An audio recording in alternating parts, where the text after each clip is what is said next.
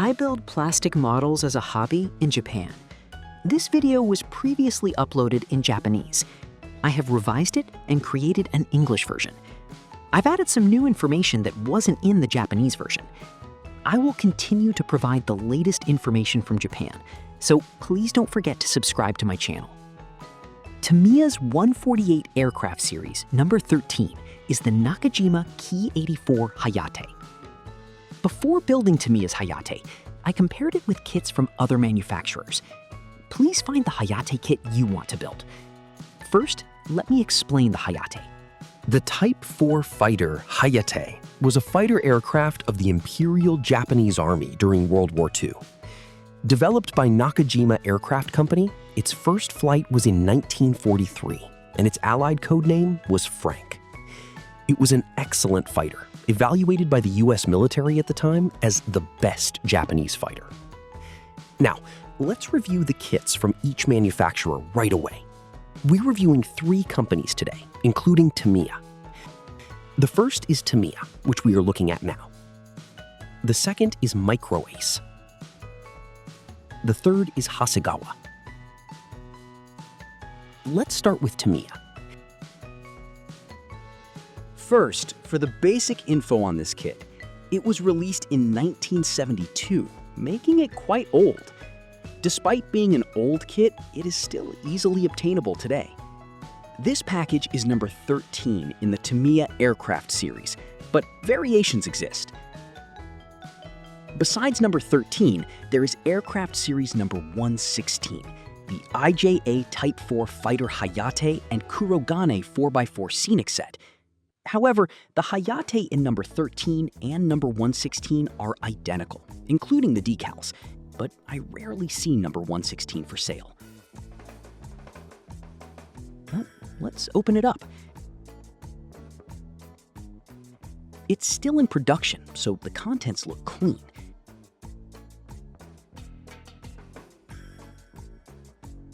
The instruction manual is simple, and there aren't many parts.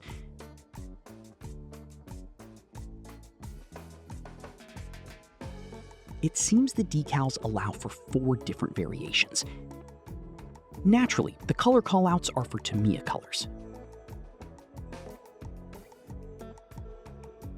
Coming out from the bottom is a Tamiya advertisement. And then a color illustration of the Hayate.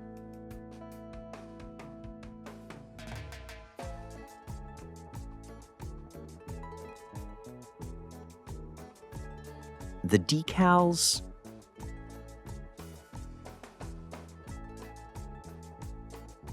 and an English instruction manual are inside.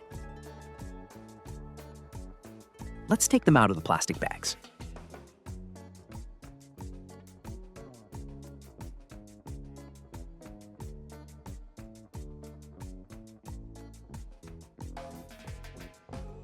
These are clean, clear parts that don't show their age.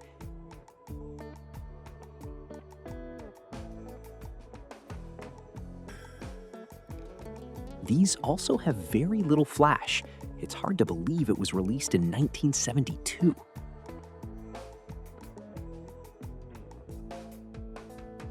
It's not all recessed panel lines.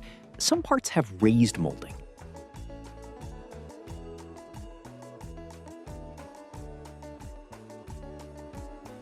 The rivets around the engine cowl are finely recessed and look sharp. Now, let's do a dry fit. I finished the dry fit.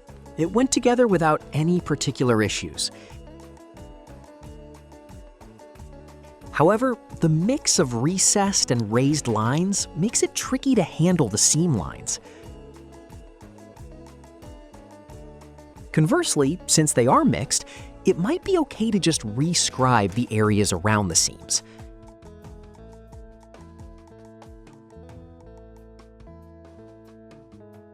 I tried attaching the clear parts. The fit is better than I imagined.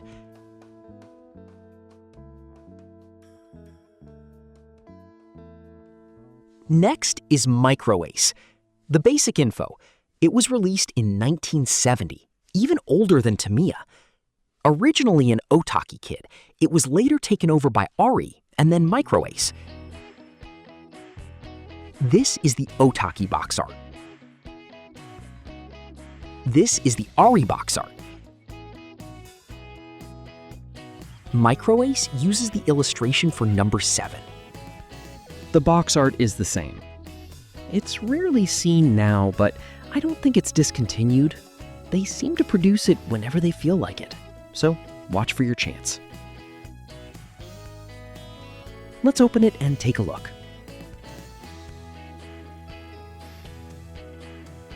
It's brand new, so the plastic bags are clean.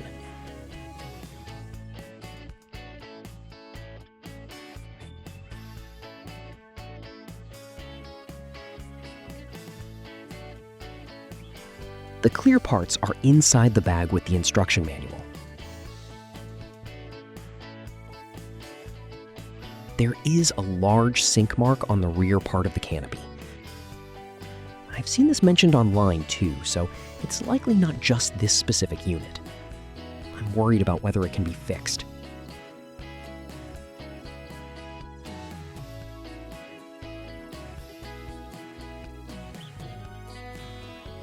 The manual still has the Ari Seisakusho text from the Ari era. The manual is sparse, but since the part count is low, it shouldn't be a problem. It seems there is only one decal option. The color callouts are for the nostalgic Gunze Sangyo Aqueous hobby colors.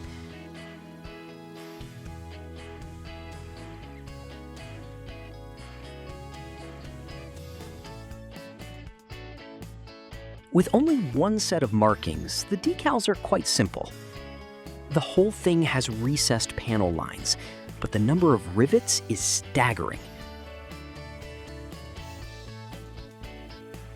The main wings are also covered in rivets. It'll be interesting to see how to make the most of this on the finished model. It's an old mold, so there's some flash, but other than the clear parts, everything seems fine. Let's do a dry fit. I've completed the dry fit. There don't seem to be any assembly issues. Some flash needs cleaning up, but it's not a major problem.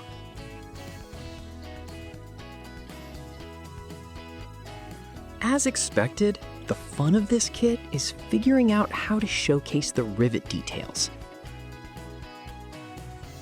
Finally, the Hasegawa kit. Regarding the basic info, part of the JT67 series, the mold was updated in 2009, making it the newest model in this review. The base version reviewed here was re-released in June 2025. Several limited edition variants have been released, so be sure to check those out.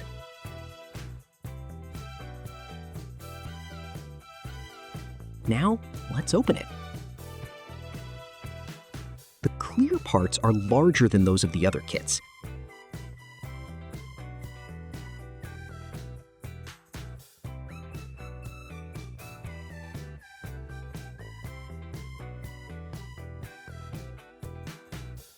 With more parts, the manual is also more detailed. The color callouts are for Mr. Color.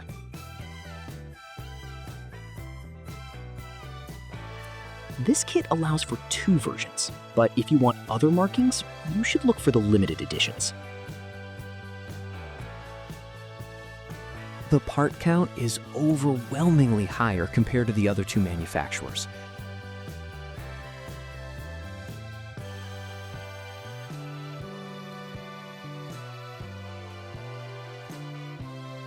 The engine cowl is a single piece.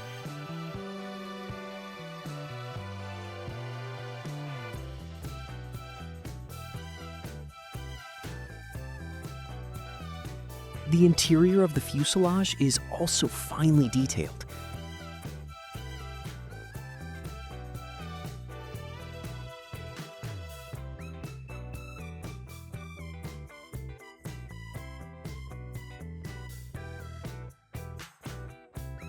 The flaps are separate parts. I've done the dry fit. It's a typical modern Hasegawa kit. it's in a different league compared to the other kits. However, the Tamiya mold is over 30 years old, yet it was excellent for its time. The level of detail simply doesn't compare. If I'm being honest about which one to choose, it's the Hasegawa with its modern tooling. But the surface detail on the MicroAce might also be interesting. In that case, Tamiya gets caught in the middle. We can only say it's excellent for a 1972 kit. Ultimately, you decide which one to build. I hope this video was helpful.